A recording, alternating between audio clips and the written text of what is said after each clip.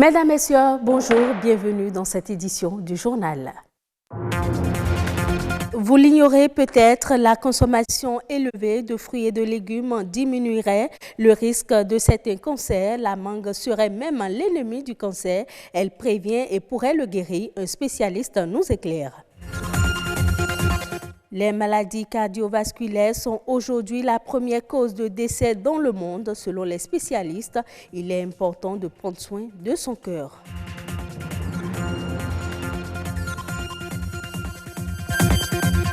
« 18e édition de la phase Bénin du concours de la langue chinoise.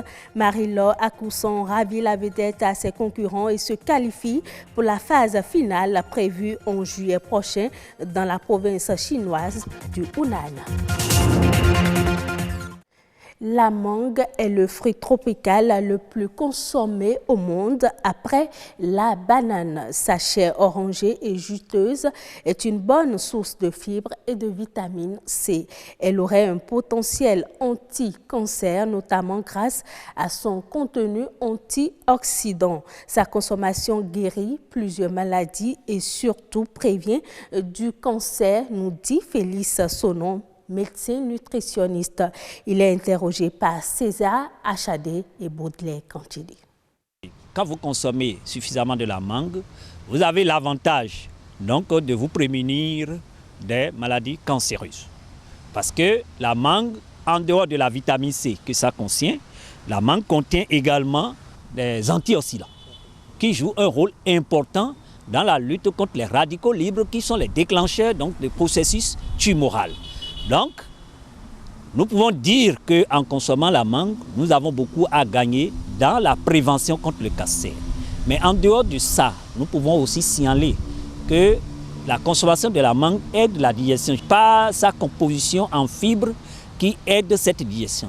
Vous savez, la mangue a une forte capacité de libido parce que la mangue est riche en vitamine E.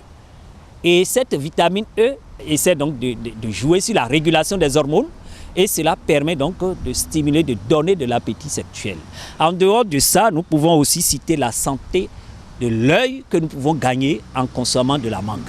Vous savez, la mangue contient une forte proportion en vitamine A dans l'ordre de 25% et cette vitamine A joue un rôle important dans l'amélioration de la vision, surtout la vision crépusculaire et surtout la sécheresse de l'œil. Autant de situations qui peut banalement rendre les yeux malades. En dehors de ça, nous pouvons aussi citer, entre autres avantages, en consommant par exemple de la mangue, c'est que nous pouvons aussi, si on veut diminuer un peu de poids, ça peut nous aider à perdre un peu de poids. On reste toujours dans le secteur de la santé pour vous dire cette fois que les maladies cardiovasculaires constituent, selon l'Organisation mondiale de la santé, la première cause de décès dans le monde. C'est pourquoi il est important de prendre soin de son cœur. Comment reconnaître les maladies liées au cœur et comment arriver à les prévenir? La réponse à ces questions dans ce reportage signé Heureuse Dalandé. Il y a de temps en temps que je suis des palpitations et j'en ai parlé à mes collègues du laboratoire. Ils m'ont dit le mieux c'est de voir un cardiologue. Le rythme du cœur varie et les battements deviennent anormaux. Les palpitations, une sensation banale, mais qui peut être un signal d'alerte. C'est une cause fréquente de consultation aussi, la palpitation. Dès qu'on sent le cœur battre, on l'appelle les palpitations.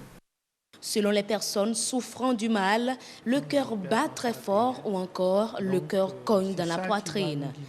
À mon niveau, c'est un peu plus accéléré. Ces expressions décrivent les manifestations des palpitations. C'est un symptôme qui peut cacher beaucoup d'autres maladies. L'hypertension, par exemple, peut se manifester par des palpitations, surtout des palpitations nocturnes. Mais également beaucoup d'autres maladies, l'insuffisance cardiaque, l'insuffisance coronaire peuvent se manifester par les palpitations. Il faut donc reconnaître les symptômes afin d'y apporter des solutions au plus vite. Le mieux, ce n'est pas de traiter les palpitations, puisque les palpitations, c'est des symptômes. L'idéal serait de pousser plus loin, de savoir ce qui est à la base des palpitations et de traiter la cause même des palpitations. Je me disais dans un premier temps que c'est dû à l'activité ou au stress, le travail que je fais. Mais des fois, quand je suis même en congé, c'est continu. L'automédication dans ce domaine serait vraiment pas l'idéal. L'autre mal du cœur qui prend de l'ampleur dans notre société, c'est l'hypertension artérielle. Sur le plan épidémiologique, c'est-à-dire sur le plan de la fréquence des pathologies, c'est l'hypertension qui est de loin la première pathologie cardiovasculaire qu'on rencontre sous nos cieux. Les études antérieures réalisées par le service de cardiologie de CNHU montrent des prévalences entre 30 et 45%. Surtout parce que c'est une maladie qui évolue à bas bruit. Les hypertendus sont la plupart du temps asymptomatiques, c'est-à-dire qu'ils ne ressentent rien du tout. Donc, il n'y a pas de raison d'aller voir un médecin. À partir d'un certain âge, la fréquence est beaucoup plus élevée, surtout chez les hommes à partir de 55 ans. La prévalence est beaucoup plus élevée que chez les jeunes personnes. Les maladies du cœur, des pathologies qui ne font pas de discrimination entre les sexes ni les âges. Jeunes et vieux y sont touchés. Les métiers de stress, c'est-à-dire les professions qui engendrent énormément de stress, peuvent faire augmenter la prévalence de la maladie. De plus en plus, on a des jeunes banquiers, la trentaine ou la quarantaine ou plus, qui ont déjà de l'hypertension artérielle et voire même des complications. On a des gens de moins de 40 ans qui font des accidents vasculaires cérébraux, qui est la complication la plus invalidante de l'hypertension artérielle. Les recherches sont très avancées dans le traitement de ces problèmes, mais au Bénin, malgré tous les efforts consentis par le personnel cardiologue afin de se doter d'un plateau technique adéquat, du chemin reste à parcourir pour réduire les évacuations sanitaires hors du territoire. La prise en charge des problèmes du cœur, surtout en phase terminale, coûte donc très cher en l'absence d'un système de prise en charge gratuite. Dès qu'il y a l'hypertrophie. Pont vers le chinois, c'est le nom du concours de la langue chinoise organisé par l'ambassade de Chine. Sur la centaine de candidats ayant participé aux préliminaires de la zone en Bénin, seulement 6 candidats ont été présélectionnés. Dans la soirée du samedi dernier, la prestation de Marie-Laure Akouson a séduit le jury. Elle a été qualifiée pour cette 18e édition. Edmond Humbo, Rebecca Adjinako.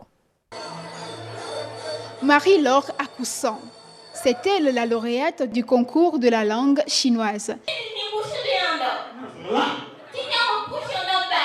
Elle s'est distinguée parmi plus de 7000 postulants et se place ainsi en tête des 6 présélectionnés pour la finale zone Bénin.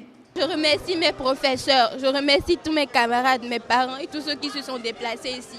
Je remercie spécialement ma prof dans l'Arche et je remercie tous les profs de l'Institut Confucius. Je promets de faire tout ce qui est en mon pouvoir pour défendre le Bénin. Avec cette initiative qui est à sa 18e édition, c'est la distance Bénin-Chine qui se rétrécit de plus en plus. Le but de ce concours, c'est pour la vulgarisation et la promotion de l'apprentissage de la langue chinoise et puis aussi la culture chinoise. C'est pourquoi vous avez vu tout à l'heure, ils se sont exprimés en chinois et puis aussi il fait une démonstration de tous ces talents avec tous la danse, les chants ou bien les paroles en chinois. Une langue est la porte d'entrée dans une civilisation, c'est la porte d'entrée chez un peuple avec lequel on veut se lier d'amitié. Ceux qui vont compétir aujourd'hui ont déjà franchi le pas et ils vont donc amener leur langue nationale vers les Chinois. De même qu'ils vont maintenant amener le chinois vers leur langue. C'est pour ça que je trouve judicieux le titre qui a été donné à ce concours, Pont vers le chinois, mais c'est aussi le pont vers la Chine. La phase nationale ainsi franchie, l'étape la plus éprouvante programmée pour le mois de juillet en Chine à Pékin sera celle décisive. Les lauréats de chaque pays devront alors concourir et donner le meilleur d'eux-mêmes. Du courage donc à Marie-Laure Akousan qui porte en Chine le drapeau béninois. Rendons-nous au Burkina Faso. À présent, un jeune entrepreneur burkinabé innove en créant des couveuses artisanales fonctionnant à l'énergie solaire. Il apporte ainsi une solution au problème des producteurs qui autrefois achetaient ces couveuses importées, pas toujours disponibles sur le marché. Le reportage de nos confrères de la RTB. Plus jeune, Kadri va en Turquie pour suivre des études en génie civil, mais les choses ne se passent pas comme prévu. Le jeune homme a changé de vocation. En faisant en même temps les recherches, j'ai vu un article en turc intitulé Kuluçka ev yapım, couveuse fabriquée à la maison. Donc à travers cet article-là, j'ai su qu'on pouvait se fabriquer une couveuse. C'est une pratique qui était très fréquente en Turquie à l'époque. Donc dès lors, j'ai acheté les pièces nécessaires et une fois au Burkina, à l'aide d'un ancien réfrigérateur, j'ai fabriqué ma toute première couveuse. Il se lance alors dans la fabrication de ces couveuses artisanales qui suscitent de plus en plus d'intérêt auprès des producteurs. Des couveuses pouvant contenir jusqu'à 180 œufs pour un coût minimal de 90 000 francs CFA, avec la possibilité de fonctionner à l'énergie solaire. Avant l'arrivée de ces couveuses artisanales, il y avait les couveuses importées, mais compte tenu de la cherté, du prix, de l'inaccessibilité, ça fait que les éleveurs ne faisaient pas recours à ces couveuses-là. Mais depuis l'arrivée de ces couveuses, on remarque que les éleveurs s'intéressent de plus en plus aux couveuses. Nous avons constaté aussi qu'il y a beaucoup de problèmes dus au manque de formation. Donc nous avons mis en place aussi une structure à côté qui est chargée de dispenser ce type de formation, principalement en élevage de la volaille. Donc en notre sein, nous avons un ingénieur en élevage qui s'occupe de cette volaille-là. Non loin de là, une petite ferme à domicile. L'un des projets du jeune entrepreneur qui accompagne la fabrication des couveuses. C'est une ferme expérimentale. Nous sommes en train de mettre en place un petit projet d'élevage à domicile pour venir en aide les femmes ménagères. Donc nous sommes en train d'étudier la rentabilité même du projet d'abord, avant de pouvoir mettre ça en place. Par cette initiative, Kadri Sawadogo pense pouvoir aider les ménages ou les paysans toujours enclins à l'élevage traditionnel à adopter de nouvelles techniques d'agriculture plus productives et plus rentables. En Guinée, la campagne de commercialisation 2018-2019 devrait s'achever en septembre prochain sur une récolte de 1,6 million de tonnes de riz. C'est ce qu'a indiqué le département américain de l'agriculture dans un rapport publié hier. D'après l'institution, les superficies emblavées en 2018-2019 s'élèvent à 1,81 million d'hectares, soit 15 000 hectares de plus que la saison précédente, du fait de l'utilisation accrue des équipements modernes agricoles. Le gouvernement ambitionne de porter la production rizicole nationale à 4,6 millions de tonnes de riz d'ici 2025. Ce sera tout pour cette édition. Merci de l'avoir suivi. Prochain rendez-vous de l'information, 19h45.